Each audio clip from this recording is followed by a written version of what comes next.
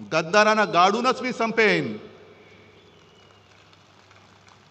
पण ज्या दिवशी माझा एक जरी निष्ठावंत शिवसैनिक बोलला, उद्धव तू बाळासाहेबांचे विचार सोडलेस, बाजूला हो, त्या क्षणी जसं मी मुख्यमंत्रीपद सोडलं तसं मी माझं पक्षप्रमुख पद सोडल्याशिवाय राहणार नाही। माझ्या तमाम हिंदू बांधवांनो, भगिनींनो आणि मातांनो,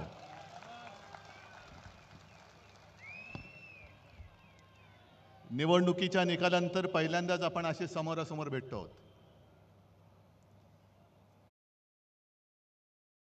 आजपर्यंत 23 जानेवारी हा शिवसेना प्रमुखांचा, हिंदू हृदय सम्राटांचा जन्मदिवस आपण षण्मुखानंद हॉलमध्ये करत होतो। पण 2 महिन्यापूर्वी जो काही निवडणुकांचा निकाल लागला, मला तर काय पटलेलं नाही, तुम्हाला पटलाय का? आणि मध्ये अब्दाली येऊन गेले, कोण? अमित शाह, आणि त्यांनी सांगितलं की महाराष्ट्रातला हा विजय उद्धव ठाकरेंना त्यांची जागा दाखवणार आहे।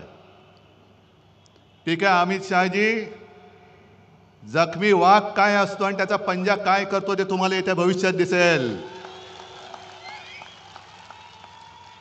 मराठी माणसाच्या नादी लागू नका।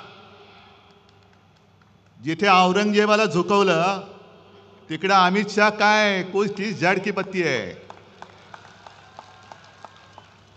पण मी मुद्दामून आज ही जाहीर सभा घेतली कारण एकदा कळू तरी द्या माझ्यासोबत आहेत तरी कोण, किती लोक राहिलेत।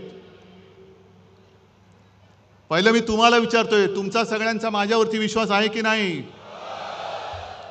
कारण अमित शाह, तुम्ही माझी जागा ठरवू शकत नाही, माझी जागा ठरवणारी ही माझी अस्सल शिवसेना प्रमुखांनी दिलेली वडिलोपार्जित संपत्ती आहे।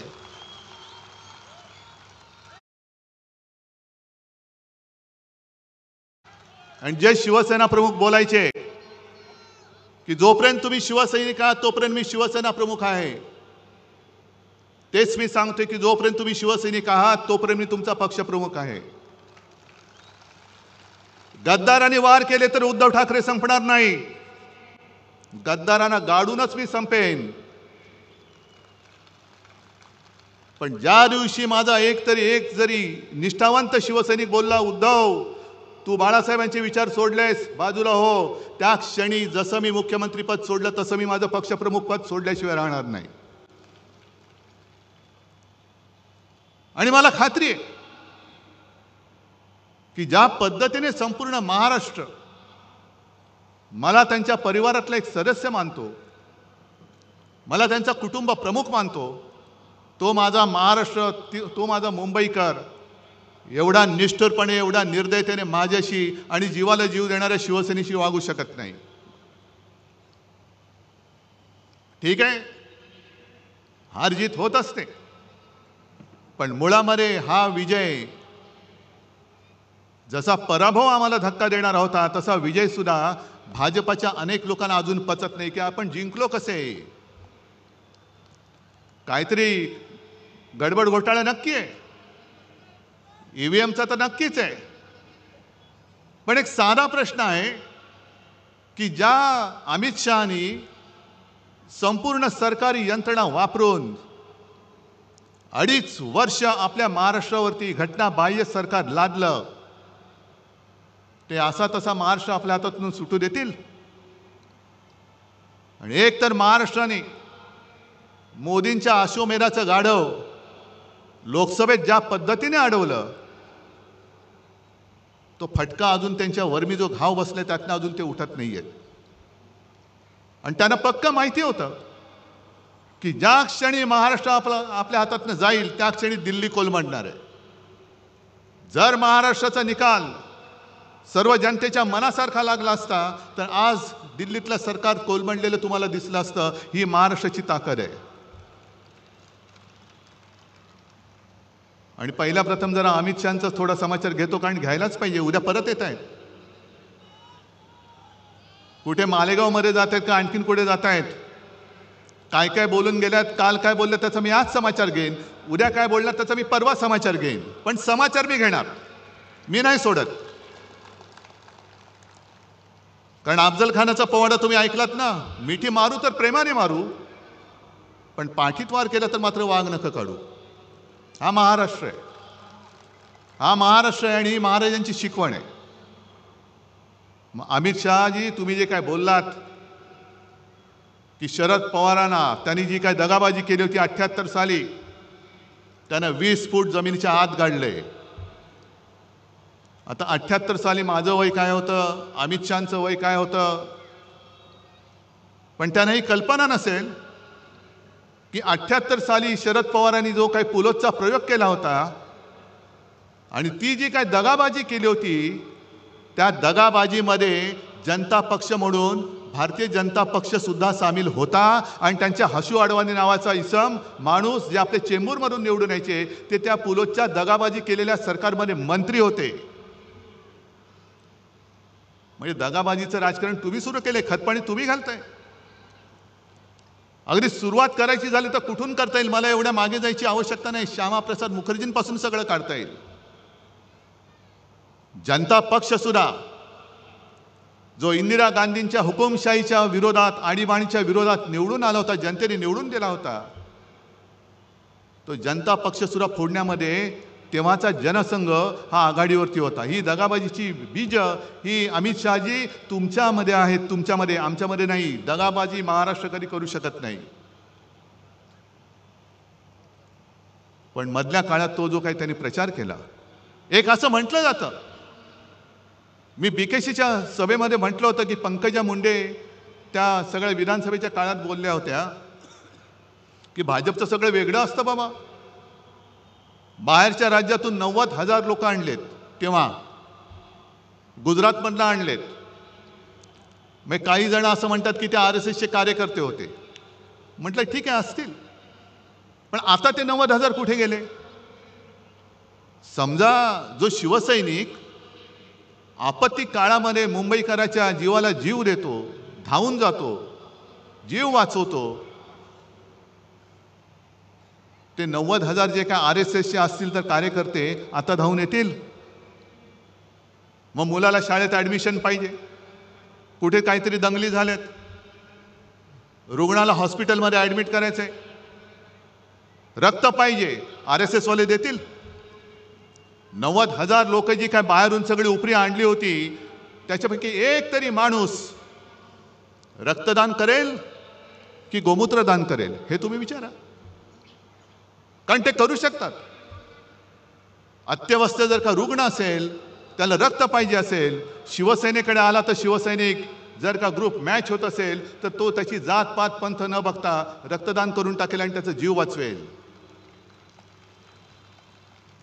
पण जर ते 90,000 कार्यकर्ते संघाचे असतील आणि त्यांना सांगितलं की अत्यवस्थ आहे, रक्त पाहिजे, रक्त नाही आम्ही गोमूत्र देतो. कारण आता 1-2 दिवसापूर्वी बातमी मी वाचली, तुम्ही पण वाचली असाल, मद्रासमध्ये IITचे जे संचालक आहे व्ही कामकोटी, त्यांनी स्वतः म्हटले, IITचे संचालक, आणि त्यांनी म्हटलंय की ते तापाने फणफणत होते तेव्हा गोमूत्र पिऊन ते बरे झाले. धन्य आहे त्यांची. अशी माणसं शिकतात कशी, नेमकं शिकतात काय? तर जे मी तुम्हाला सांगत होतो की आपण जे काय करतो, एवढा मुंबईकर कधी निष्ठुर होऊ शकत नाही. महाराष्ट्रातला अस्सल मराठमोळा मावळा जो आहे तो कधी शिवसेनेशी गद्दारी करू शकत नाही. आज मला कल्पना आहे की जसे आज तुम्ही सगळे निष्ठावंत जमलायत, एक वेगळी अडचणीची जागा आहे. कारण दरवेळेला आपण शहरामध्ये घेतो, आज ठरवलं आपण उपनगरात घेऊ.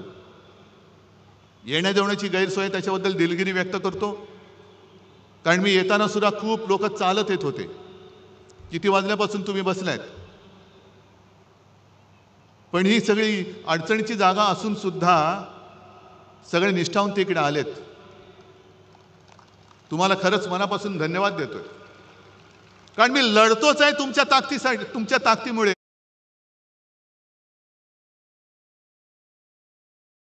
तुमच्या ताकदीच्या भरोश्यावर मी लढतोय.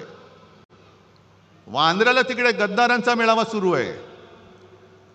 आपली ही सभा झाल्यानंतर ते राजकारणातले बाडगे आणि गद्दार चिरकणार तर आहेत, कारण त्यांचं कामच ते. एकतर काही स्वतःचे विचार नाही, आदर्श नाही. फक्त मला त्या गद्दाराने एक सांगायचे की अरे तुम्हाला कळते का तुम्ही काय करताय? तुमच्या हातात चाकू देऊन या महाराष्ट्राच्या मातेचा तुमच्याकडनं वध करतायत, महाराष्ट्राच्या अस्मितेचा वध करतायत. कळते तुम्हाला? पैसे घेऊन जाताय, जा. आज कदाचित तुम्ही जिंकला असं तुम्हाला वाटत असेल, पण दोघांमधला फरक, आज आम्ही हरलो तरी सुद्धा जनता ज्या पद्धतीने माझं स्वागत करते कुठेही गेलं तरी, आणि सांगते हळहळतात की उद्धवजी असं नाही व्हायला पाहिजे, आम्ही शिवसेनेला मत दिलेलं आहे.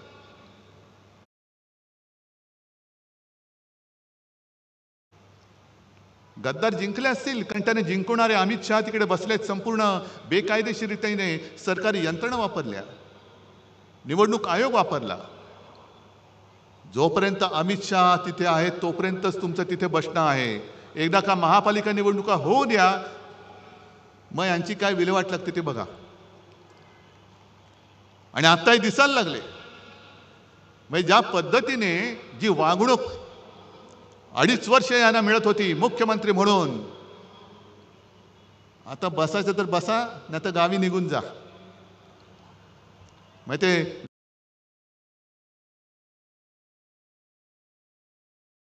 लहान मुलांचं गाणं मला आठवतंय, रुसूबाई रुसू गावात बसू, नाही काय कोपऱ्यात बसू.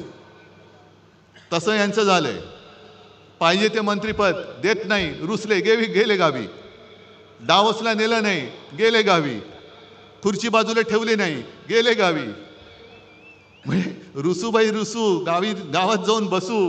पण आता डोळ्यातले आसू दिसायला लागलेत तुमच्या. आणि आम्हाला हिंदुत्व शिकवत आहेत. मी जे तुम्हाला सांगत होतो की ज्या पद्धतीने, एक गोष्ट नक्की आहे की लोकसभा निवडणुकीनंतर आपण नाही म्हटलं तरी एक थोडंसं भ्रमात राहिलो, हे सत्य मानलं पाहिजे आपण. आपल्याला असं वाटलं की अरे यांचं गाढव आता अडवलंय, आता विधानसभा जिंकलीच, आणि थोडं नाही म्हटलं तरी आपण गाफील राहिलो. आणि त्या गाफीलपणाचा गैरफायदा हा त्यांनी घेतला.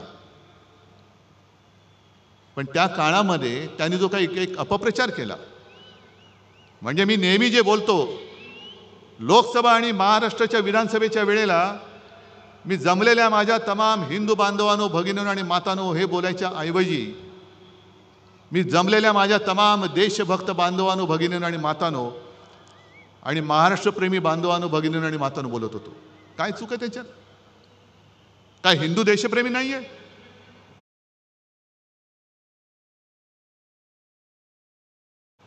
काय हिंदू महाराष्ट्र भक्त नाहीये? आम्ही मराठी आहोत, पण आम्ही सुद्धा हिंदूच आहोत. पण ह्यांनी जो काय घरोघरामध्ये जाऊन प्रचार केला की उद्धव ठाकरेंनी हिंदुत्व सोडलं, काय मी सोडलं? तुम्हाला जर का वाटत असेल सांगा मला की होय तुम्ही हिंदुत्व सोडलं, सांगा तुम्ही मला. उलटा अनिल देसाईंना विचारा, अनिल देसाईंच्या सभेमध्ये ती चिता कॅम्पमध्ये सभा घेतली होती, अशीच गर्दी उसळली होती, चौफेर गर्दी होती. 90% जास्त लोक तिकडे मुसलमान होते. आणि साहजिकच मी हिंदीमध्ये भाषण केलं, आणि त्या भाषणात मी त्या तमाम मुसलमानांना विचारलं की क्या आपको लगता है मैंने हिंदुत्व छोड़ा है? त्यांनी सांगितलं नाही. आणि मग मी पुढचा प्रश्न विचारला, मग माझं हिंदुत्व तुम्हाला मान्य आहे की नाही? आणि त्यांनी सगळ्यांनी हात वर करून सांगितलं की आम्हाला मान्य आहे, आम्हाला मान्य आहे. कुठे सोडलं मी हिंदुत्व? एक कुठेतरी बातमी छापून आणली त्यांनी, आणि उद्धव ठाकरेंनी 92-93 साली जे काय घडलं त्याच्याबद्दल माफी मागितली. कधी माफी मागितली? कोणाकडे माफी मागितली? काय वाटेल ते बोलायचं. पण माफी मागितली हे जर का खरं असेल तर माफी कोणी मागितली होती? माफी उद्धव ठाकरेंनी नव्हती मागितली, माफी अटल बिहारी वाजपेयींनी मागितली होती. आणि जे बाबरी पाडली, it was a terrible mistake, हे उद्धव ठाकरे नव्हते बोलले. उद्धव ठाकरे बोलला नव्हता, लालकृष्ण अडवाणी बोलले होते. मग जा अमित शहा जा, अडवाणीजी आहेत अजून, अटलजींना तर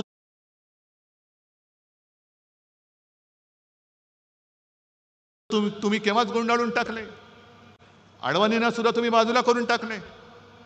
पण माफी मी नव्हती मागितली. नवाज शरीफच्या वाढदिवसाचा केक उद्धव ठाकरेंना नव्हे तर तुमच्या आत्ताच्या नरेंद्रभाई मोदींनी खाल्ला होता. अगदी लहानपणी माझ्या आजूबाजूला मुस्लिम कुटुंब राहायची. ईदच्या दिवशी त्यांच्या घरनं मला जेवण यायचं आणि त्यांच्या ताज्याखालनं मी जायचो. हे उद्धव ठाकरे नव्हता म्हणाला, हे नरेंद्र मोदी बोलले होते. किती काढू, माझ्या फोनमध्ये 100च्या वरती फोटो आहेत. सगळे जण टोप्या घालून बसलेत. मोहन भागवत मशिदीमध्ये गेले होते, उद्धव ठाकरे गेलेले नाहीत. आणि दगाबाजीचा तुम्ही जो काही उल्लेख केलात, हिंदुत्व तुम्ही आम्हाला शिकवताय. उद्या 26 जानेवारी आहे, प्रजासत्ताक दिन. आपल्या देशाचा तिरंगा आहे, त्या तिरंग्यामध्ये सुद्धा हिरवा आहे. जो तिरंगा तुम्ही अनेक वर्ष स्वातंत्र्यानंतर सुद्धा तुमच्या कार्यालयावरती लावत नव्हतात. आणि तुम्ही जर का आम्हाला हिंदुत्व शिकवत असाल तर आमचा झेंडा हा छत्रपती शिवरायांचा भगवा आहे, ज्याला डाग लावण्याचा तुम्ही प्रयत्न केलात. आम्ही तर देशप्रेमी मुसलमानांना आमचे मानतोच म्हणून तर ते आमच्या सोबत आलेत.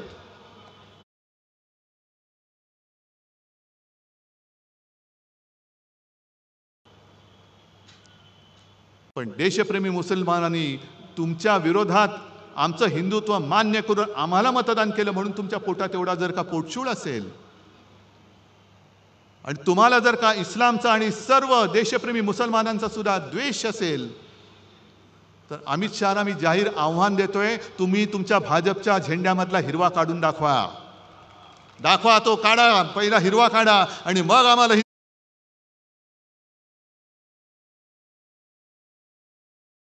हिंदुत्व शिकवा. आम्हाला हिंदुत्व शिकवायचं. अरे पहिली पोट निवडणूक जी काय पार्लेची लढली होती 1987 साली, ही पहिली पोट निवडणूक जी मी मानतो की सर्व देशातल्या निवडणुकीच्या इतिहासात हिंदुत्वावरती लढलेले नव्हे तर हिंदुत्वावरती जिंकलेली निवडणूक होती. आणि तेव्हा शिवसेना प्रमुखांनी दाखवून दिलं की हिंदू सुद्धा मतदान करून निवडणूक जिंकून देऊ शकतात. मग काढा इतिहास. शिवसेनेसोबत कोण होतं आणि शिवसेनेच्या विरोधात कोण होतं? किती साली? 1987 साली. त्यावेळेला शिवसेना आणि काँग्रेस, शिवसेनेचे डॉक्टर रमेश प्रभू आणि काँग्रेसकडनं प्रभाकर कुंटे, हिंदुत्वाचा प्रचार तुफान झाला. हे आता तुम्ही दाखवलं ना, दादा कोंडके वगैरे, तेव्हा तर फार जोमात होते. गुजरातमध्ये शंभू महाराज येत होते. आणि त्याही वेळेच्या भाषणामध्ये शिवसेना प्रमुखांची स्पष्ट भाषणं आहेत. आम्हाला देशप्रेमी मुसलमानांचं वावडं नाही. जे देशद्रोही आहेत, पाकधार्जिणे आहेत, त्यांचा आमचा तो कोणी असेल, तो हिंदू जरी असला आणि पाकधार्जिण असला जसा कुरुलकर सारखा, तरी तो आमचा नाही. एवढं स्वच्छ आणि स्पष्ट आहे. पण तेव्हा जर का इतिहास तुम्ही काढला, अमित शहाना मुद्दामून सांगतोय की तेव्हा फक्त दुहेरी लढत नव्हती झाली. शिवसेनेचे रमेश प्रभू विजयी झाले, प्रभाकर कुंटे पडले, पण शिवसेनेच्या हिंदुत्वाला अपशकुन करायला भाजप आणि जनता पक्षाच्या प्राणलाल वोरांना सपोर्ट दिला होता. का तेव्हा तुम्ही हिंदू म्हणून आमच्या सोबत आला नाहीत? कुठे गेलं होतं तुमचं हिंदुत्व? आणि मग ती निवडणूक जिंकल्यानंतर तुमचे प्रमोद महाजन वगैरे सगळे आले. मातोश्रीचे उंबरठे जिजवायला लागलात तुम्ही, कारण तुम्हाला शिवसेनेचा दुरुपयोग करून घ्यायचा होता. हे भाजप काय, RSS काय, हे सगळे असेच आहेत. करणार काही नाही, काड्या लावायच्या, आगी पेटवायच्या, दंगल उसळली की पळून जायचं. बाबरी बाबरी बाबरी म्हणून सगळं माहोल पेटवलं आणि प्रत्यक्ष बाबरी पडल्यानंतर आम्ही नाही त्यातले. ही अशी तुमची नामर्दाची अवलाद आणि तुमच्याकडनं आम्ही हिंदुत्व आणि राष्ट्रत्व शिकू?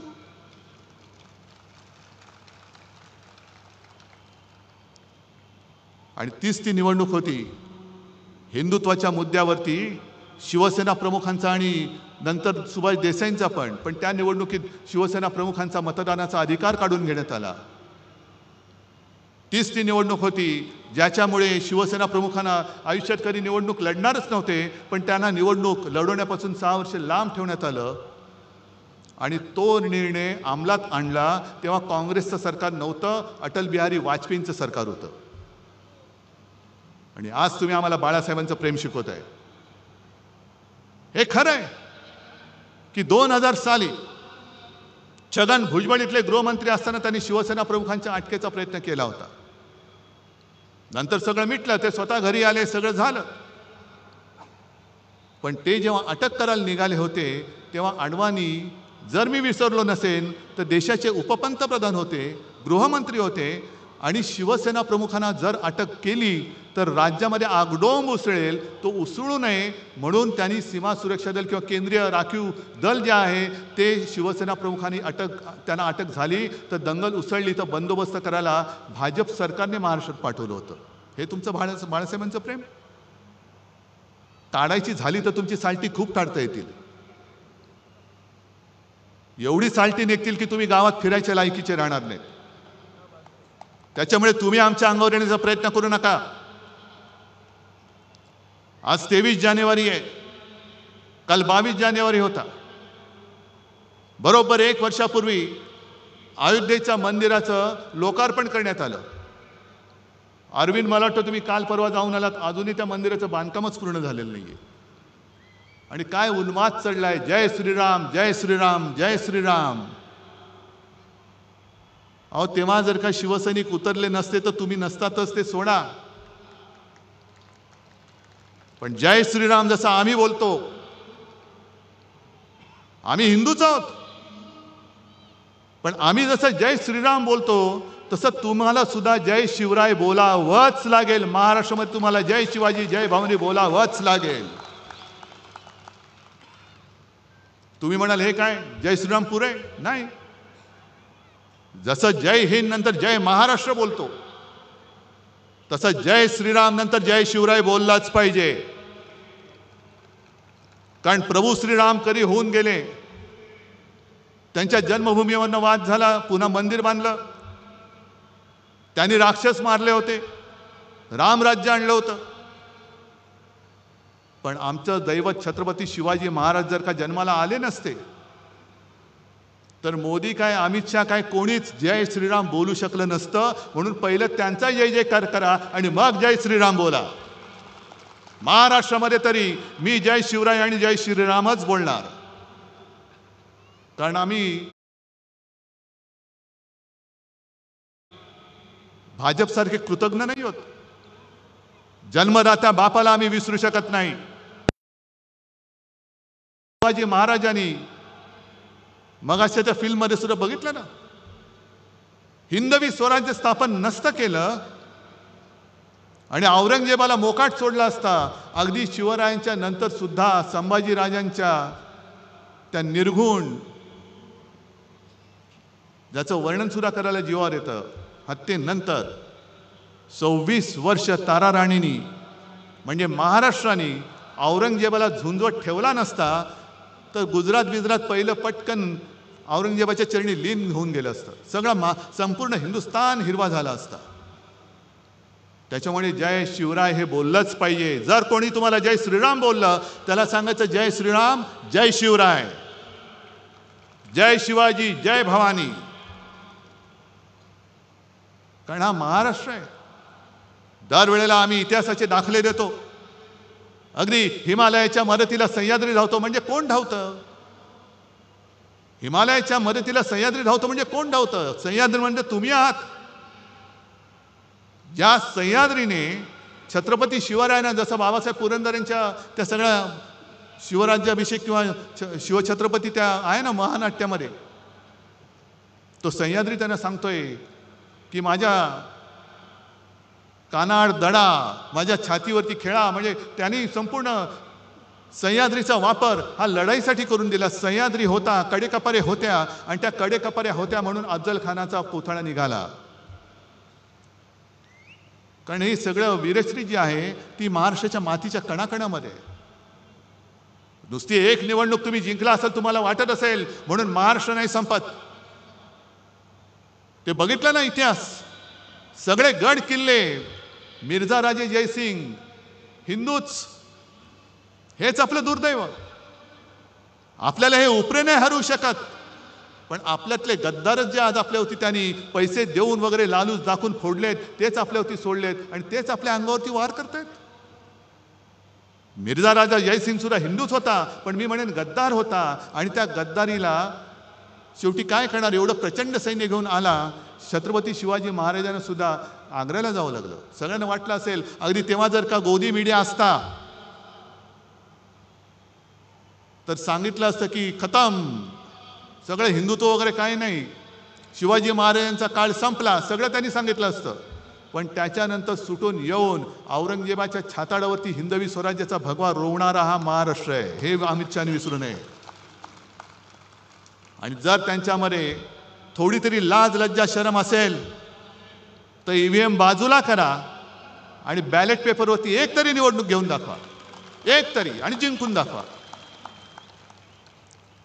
पण शेवटी हिमालयाच्या मदतीला सह्याद्री धावतो म्हणजे हाच आमचा महाराष्ट्र धर्म आहे, हाच महाराष्ट्र धर्म आहे. रामदास स्वामींनी जे सांगितलं, मराठा ते तुका मेळवावा, महाराष्ट्र धर्म वाढवावा, हा महाराष्ट्र धर्म जो देशाचं आणि हिंदुत्वाचं रक्षण करतो. आम्ही हिंदू आहोत, पण महाराष्ट्र आणि मराठीच्या मुळावरती येणार आमचं हिंदुत्व नाही आहे, जे तुमचं आहे.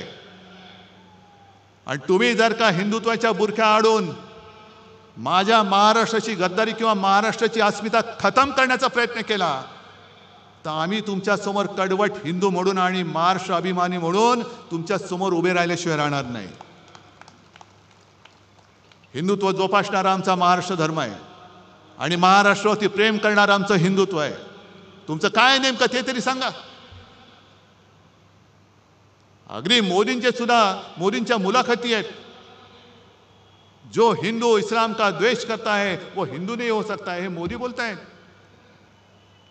मोहन भागवतांचे व्हिडिओ माझ्याकडे आहेत, मशिदीत जाऊन बसलेत.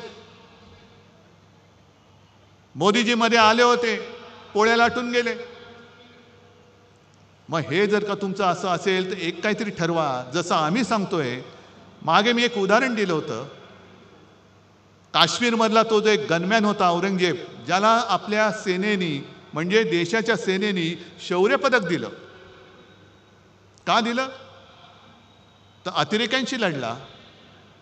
त्याच्यानंतर तो सुट्टी घेऊन घरी चालला होता. घरी जाताना त्याचं अपहरण केलं गेलं आणि त्याला मारला, अतिरेक्यांनी मारला. आणि मी तेव्हा असं म्हटलं होतं की तो नावाने औरंगजेब होता, तो औरंगजेब वेगळा आणि हा औरंगजेब वेगळा. देशासाठी जो शहीद झाला तो औरंगजेब असला तरी आमचा भाऊ आहे. हे मी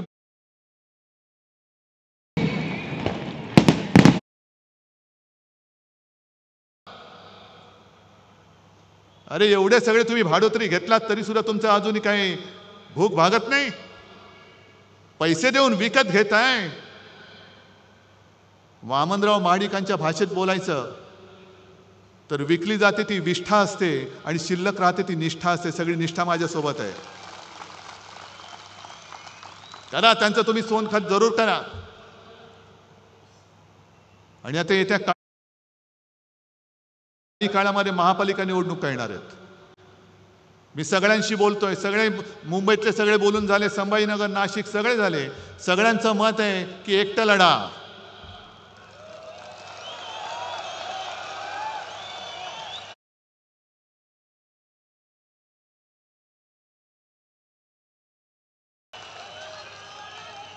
ताकद आहे. अमित शहाना जागा दाखवणार आहात, ठीक आहे. अजून निवडणूक जाहीर झालेली नाही, पण मला तुमची जिद्द बघू द्या,